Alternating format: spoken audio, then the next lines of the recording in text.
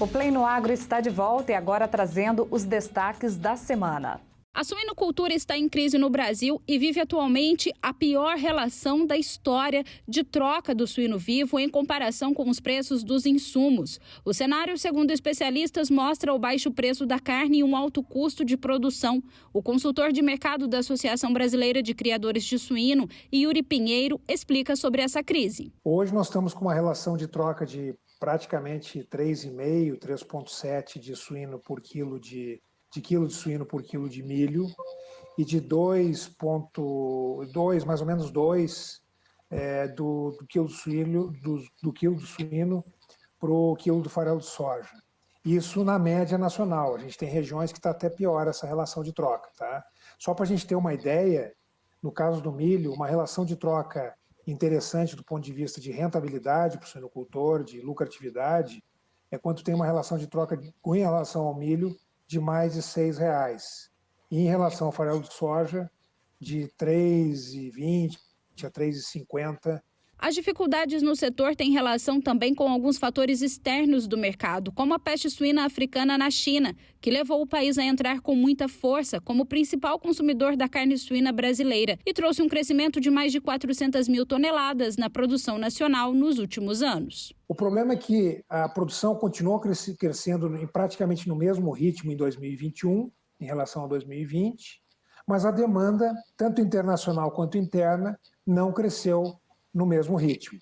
Isso fez com que nós tivéssemos aí uma oferta muito maior do que a demanda no mercado interno. A baixa demanda e o alto custo de produção representam um prejuízo grande para os produtores, de quase R$ 2,50 a R$ 3,00 por quilo de cada animal vendido. E essa situação já é reflexo do recuo das exportações chinesas da carne suína brasileira, o que representa uma preocupação a mais. Nós fechamos a média aí de janeiro, toda a carne suína exportada, não somente para a China, mas para outros países também, na média de $2.100 por tonelada. Então, uma queda aí de quase $400 por tonelada. E a outra questão é que desde outubro de 2021, os volumes exportados para a China em relação ao mesmo período do ano anterior tem caído também. E mesmo com a crise vivenciada atualmente, os especialistas de mercado apostam na retomada das exportações chinesas e mantêm boas expectativas quanto ao cenário futuro em 2022. Aumentamos a exportação para outros destinos,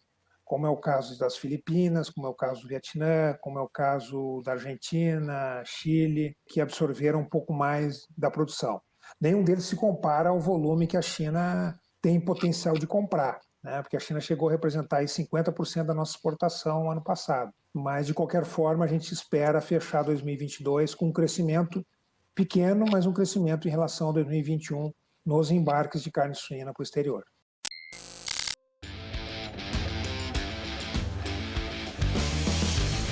Vem aí o Super Agro Alfenas 2022. Nos dias 22 e 23 de fevereiro, Alfenas recebe a primeira edição regional do Super Agro. O evento reúne as principais empresas do agronegócio, com as mais inovadoras soluções para o agricultor. Sementes, químicos, fertilizantes foliares, maquinários, serviços, agricultura digital e muito mais. O evento é gratuito. Inovação, tecnologia e ótimos negócios.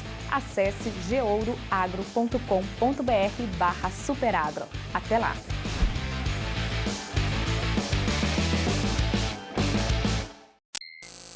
Chegou a hora do clima com Amanda Souza e os impactos no agronegócio.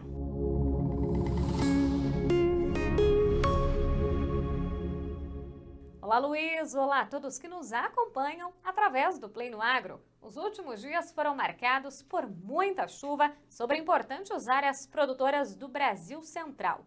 Tudo isso devido à formação de um corredor de umidade que vem recebendo o suporte de uma área de baixa pressão atmosférica formada na costa da região sudeste. E essa chuva em excesso tem atrapalhado a colheita da soja em Mato Grosso, Goiás, Minas Gerais. Esse excesso de umidade acaba dificultando a entrada das máquinas no campo para a realização da colheita. E não só a umidade no solo, a pouca luminosidade também tem trazido alguns impactos, principalmente pensando na produtividade da safra, pensando na qualidade do grão. A expectativa ainda de continuidade dessas instabilidades. A imagem de satélite mostra nuvens carregadas desde o Amazonas até chegar à região sudeste. Isso por conta do corredor de umidade. O que a gente espera para os próximos dias? O produtor rural fica na expectativa se o cenário vai continuar, se alguma coisa vai mudar na distribuição de chuva.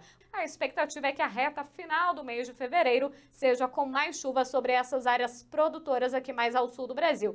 E em contrapartida, a chuvarada começa a dar uma trégua em importantes áreas produtoras de café no Espírito Santo, Minas Gerais, e temos também as áreas produtoras em Goiás, Mato Grosso e pensando também aqui no Mato Piba, a expectativa de pouca chuva pensando no finalzinho do mês de fevereiro. Semana que vem a gente volta com mais previsão do tempo.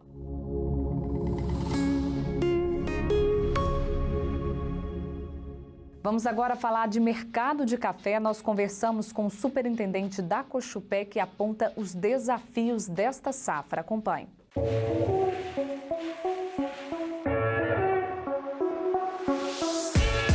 O ano de 2021 foi desafiador na cafeicultura. O mercado se movimentou bastante após uma série de intempéries climáticos, como seca e geadas, que atingiram as principais regiões produtoras do Brasil. O superintendente de torrefação e novos negócios da Cochupé explica que no mercado os resultados disso tudo foram as cotações subindo desde então. A gente viu um preço em reais aí batendo recordes, né? E o produtor aproveitou, o produtor posicionou, vendeu, participou do mercado e agora o mercado segue olhando o futuro, né? Olhando o que vai acontecer agora com a próxima safra, que é fator fundamental para o segmento desse mercado, para a precificação disso tudo. Então o mercado no momento, ele vive um momento de incertezas, principalmente com o tamanho da safra de café do Brasil. E dentro desse cenário, para entender como fica o setor em 2022, então, é preciso olharmos para o mercado futuro, que é uma ferramenta importante no meio de incertezas. Lúcio, superintendente comercial da Cochupé, destaca as oportunidades previstas dentro dessa modalidade, como as travas de preços. Então, aquilo que ele sabe, que ele vai despender dinheiro, que ele vai precisar do capital de giro, vai ter que pagar dívida, que vai ter que fazer, ele vai lá, usa o mercado futuro, trava esse preço, faz o negócio dele e aí ele não vai especular com o que custa para ele produzir. E uma das maiores interrogações que fica ao produtor é em relação aos preços. O especialista explica que a lei da oferta e da demanda rege muito esse mercado, mas é preciso estar atento aos movimentos do mercado financeiro, incluindo a inflação, que deve elevar as taxas de juros este ano. Então é fundamental que o produtor que cuida muito bem do seu caixa, cuida muito bem do seu negócio, preste muita atenção no que acontece não só dentro da propriedade dele, não só o que está acontecendo aqui em volta da gente, mas preste atenção muito no que acontece dentro do mundo. O que acontece no mundo é muito mais importante do que acontece até na minha própria fazenda. Quem paga, quem faz preço para o cafeicultor, quem faz preço para os produtores de commodities são os mercados financeiros. Não são os compradores finais da nossa mercadoria que traz preço para nós. Quem traz preço para nós, principalmente café, são fundos. E os fundos estão bem comprados. Se eles mudarem de posição, saírem no mercado vendendo, esse mercado pode ficar ruim de uma hora para outra e a gente não ter o que fazer. E quanto à expectativa da safra deste ano, a estimativa é que seja menor, não resta dúvidas. A nossa percepção é que é uma produção menor e aí deve compor toda a precificação do café para esse ano e para a próxima safra também.